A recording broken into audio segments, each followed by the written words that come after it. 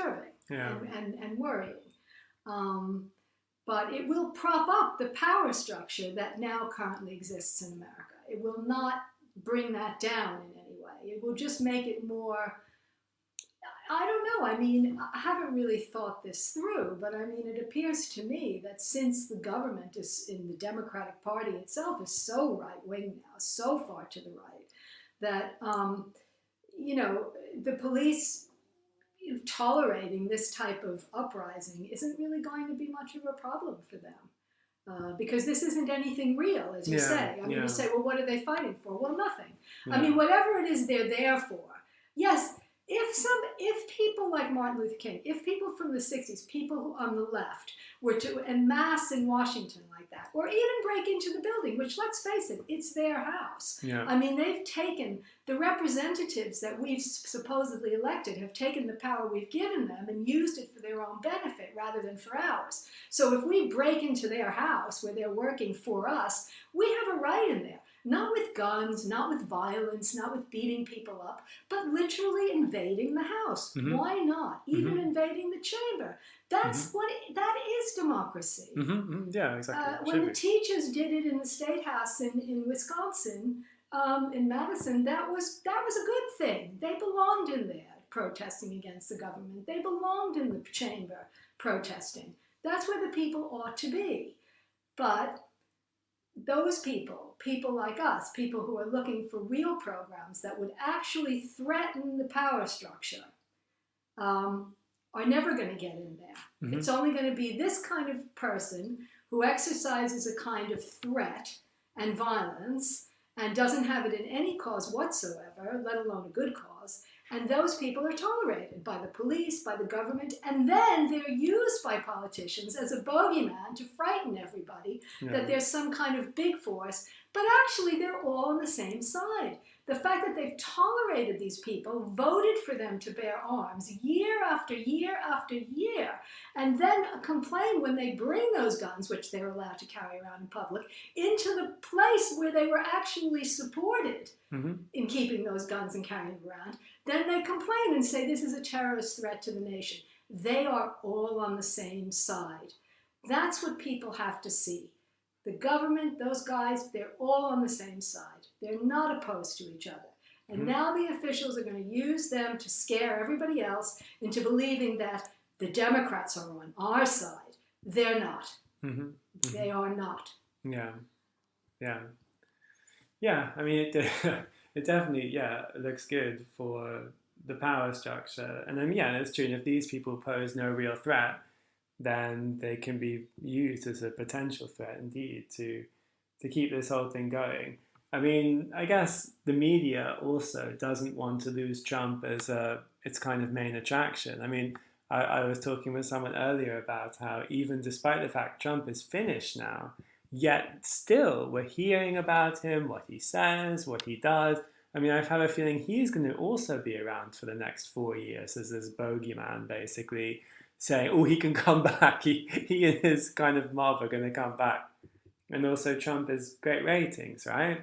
Well, the cable news companies were dying on their feet before Trump arrived. And as the head of NBC said, I don't know if it's good for when Trump was running and they were constantly covering him and even covering his empty podium for a half hour while he made them wait for his appearance, saying, well, I don't know if it's good for the country, but it's sure good for us. And I mean, sure, it's good for it's very good for the media. They've drummed up this fear of Trump, this hatred of Trump, this kind of, they've taken something that's existed in America from the beginning of time and they've turned it into Trump. And now they can't let Trump go because, first of all, the phenomenon that they've associated with him is never going to go away because it's always been there. And he is a perfect sort of abbreviation for it. He embodies it in a way. So they can keep the camera on him, keep giving him publicity, keep him alive. If he died, they'd resuscitate him and prop him up again and say, look at him, he's come back. I mean, or they'd have a surrogate, or it would be Ivanka, or who knows? I mean, but some way they're going to keep this going until, as you say, the next fearful thing comes up. Yeah. Because they have no intention of going against the donors. They have no intention of going against the corporations.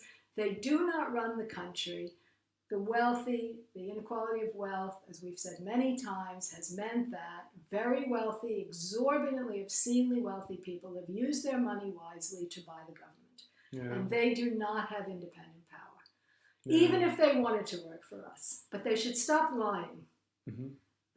And there isn't going to be a way through electoral politics to get rid of this regime or to change anything. I mean, if you think there's a way, I'd like to hear about it, because I don't see it. Yeah, I mean, there's certainly no way through the channels that currently exist. Everyone, I mean, people who said this I thought were crazy, but people said, oh, let's just elect by, I mean, one of two ways. So the way I was thinking, and I still think it's a good idea, is for everyone to stop voting. Of course, the issue there is you can't prevent then you all have to be under the, basically, because obviously if enough people have to do it for it to make any point. But if it was something like 5, maybe 10% of the population voting, obviously those results wouldn't have any legitimacy, some would say. I mean, this idea about Biden, first electing Biden to get rid of Trump, who was presented some sort of evil, which I still can't really work out what evil he presented, but a lot of people talk about that. They say, let's first elect Biden, and then when he's in power, we can push him to the left. I mean, that has to be the ultimate fantasy that people are living in, right? That he can be pushed to the left, Biden. No? You don't think so? Well, it doesn't seem like there was ever any intention to push him to the left. As I said, if you go back to force the vote on Medicare for all, even when the Democrats had been so diminished in the House of Representatives that they couldn't elect a speaker without the so-called progressives, who have vowed that they're for 100% behind Medicare for all, and even some have said that they needed to force the vote. As soon as it was put to them as a challenge, they did nothing. They said, we have other plans, we know what we're doing, we can't do that. Why can't you do it? Because we believe in the rule of law. Yeah. Do you know what they mean by believing in the rule of law is just not changing anything. Yeah. Let's not go to Washington because we'll be associated with these white hooligans. Yet they can't even make it. I don't know if they can, they don't want to. It's infuriating what they do and what they say. It's not about the rule of law. Because of Trump, they've set up this dichotomy. Everything is you're Trump or you're anti-Trump. It's even about coronavirus. It's even about masks. It's about public health. They've turned it into a Trump and an anti-Trump situation. It's so easy to do that. And what it does is it leads to total inaction on the part of people who are supposed to represent us. Somebody, I can't remember who it was, heard someone say, which I thought was very true, the reason why America can say, oh, all these governments of other countries are corrupt, and America, there's no corruption, is because all the corruption in America has been legalized. Mm-hmm. If you legalize corruption, then you don't have corruption. But in other countries where corruption is illegal, you can say, look, they're breaking their own laws. Oh yeah, because they don't have corruption as legal. In America, you can do any bloody thing that's corruption and it's legal. So how do you ever have corruption? It's the perfect way. So when you're actually believe in law and order, what you're believing in is legalized corruption for the most part. And you're supporting that because that's the law. But how did that get made law?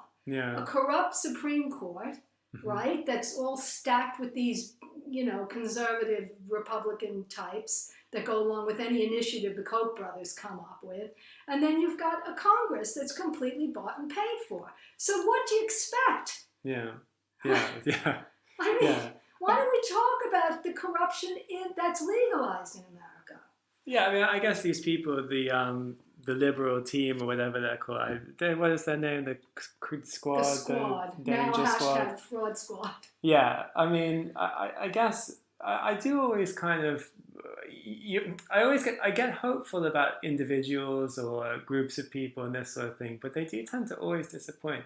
I mean, I guess the reason is, or I suppose, is because they are looking more at their careers or their personal, whatever it is. I mean, maybe this AOC actually wants to be president, and when you want to be president, you can't put a foot wrong. But it just seems like, in many ways, it's like it's as if they're working for large corporations, and they have ideas that they want to be popular with their mates or whatever. But at the end of the day, they have to toe the line. But which is strange for me because you would think that they're in government because they have principles. I mean, I think it's funny the way political parties have now essentially become employers in a sense, and then you as a politician basically has to, toe the party line, do what the party says, lest you be kicked out of the party, as in fired from your job, in other words. So you always have to basically take this middle road between not being fired, but then also, appealing to the people if you can, because they're ultimately the people who elect you. Do you see what I mean at all about the politicians and their I careers? think that the people electing you now aren't really in charge. I mean, the idea that there's a democracy when the choices that we get for who we're allowed to elect as president are between Biden and Trump. Yeah, I mean, you may be talking about a difference in tone, but you're not talking about a difference in substance at all, not when it comes to legislation. They work for the same people. Everyone knows Trump is just more vulgar than Biden, but Biden isn't going to be any more helpful to people than Trump. yeah, I mean, they work for the same few very, very wealthy, influential people, donors, corporations. I mean, they don't run the country in any significant way. Now, what happens with people like AOC and the Squad is that they come into the Democratic Party, and what they do is they kind of diversity wash the party. They kind of make it acceptable for young people to come along and say, oh, AOC is part of this organization, or Bernie is part of this, so it must be okay for me to be part of it too. And then they become kind of celebrities. Well, not Bernie so much, but the younger ones, particularly AOC, they become kind of celebrities, and they look at the future, and maybe one day she can be in the Senate, and maybe one day she'll even run for president, as you say. yeah. Because she's become a celebrity. She's on the front of magazines. Mm-hmm. She's attractive. She's become like what in America everyone loves, a kind of a fashion icon. Yeah. And maybe her head has been turned by all this attention, because certainly the things she said when she was running are not things she's saying now. Yeah. So, and I think that the Democratic Party uses these people in order to sort of diversity wash the party, to have these photos taken of Ayanna Pressley and Rashida Tlaib and Ilhan Omar with her, head cover hijab. Yeah, and I think in the beginning that was great because, you had a lot of anti-Islam in the country, and she was showing that someone who wore a hijab could be in Congress, and I think that's great. But, she needed to do more than that. Mm-hmm. Just wearing the hijab is not enough anymore. Yeah. And they try to make this symbolism mm-hmm. to be the substance, yeah. and it only works for so long, and then it stops being effective for people. I think in many ways, like the party systems has kind of locked everyone out. No, I mean, isn't it that like, in order to stand any realistic chance of election in any capacity, you have to be either Republican or Democrat. Mm-hmm. And therefore, so you're part of a system then, and then where can you go? I mean, you don't want to be kicked out of the party. Doesn't that stop people coming forward who could support different points of view? Well, yeah, I think that's what you saw with Bernie Sanders. I mean, what was it that turned Bernie Sanders from somebody who was a sort of hero of the people into somebody who was saying, vote for Joe? He can win. He's my friend. I mean, you can say that's a failure in Bernie Sanders, and I think it is. I mean, Sanders never wanted to run as an independent, even though he sits in the Senate as an independent.